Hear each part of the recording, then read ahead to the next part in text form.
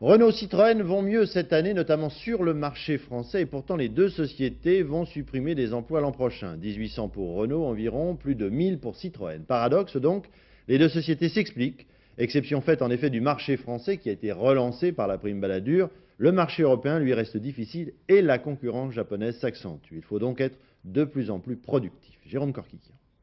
Les constructeurs automobiles vendent bien cette année, 14% de mieux qu'en 93. Paradoxe, c'est de réduction d'emplois dont on parle aujourd'hui. 1735 postes supprimés chez Renault, 1180 chez Citroën. Les deux constructeurs argumentent de la même façon. L'effet de la prime Balladur ne va pas durer. Bientôt, les ventes vont baisser. Ensuite, il faut encore gagner de la productivité pour être à la hauteur de la concurrence étrangère.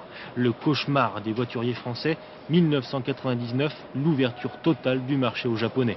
Pour Renault et Citroën, mieux vaut prévenir que guérir. Les plans sociaux se succèdent donc tous les ans, qu'on vende plus ou qu'on vende moins.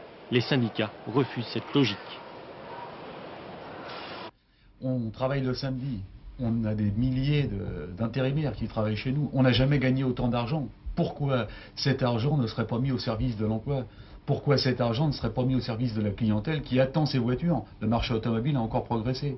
Puisque la reprise est là, les salariés de Renault et Citroën espéraient autre chose que des suppressions d'emplois. Le gouvernement, pour l'instant, joue les observateurs en espérant éviter la colère sociale.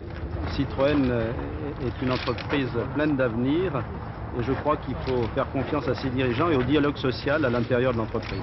Le dialogue, c'est pour les 14 et 15 décembre. Les deux constructeurs automobiles présenteront officiellement leur plan aux salariés. Première réunion.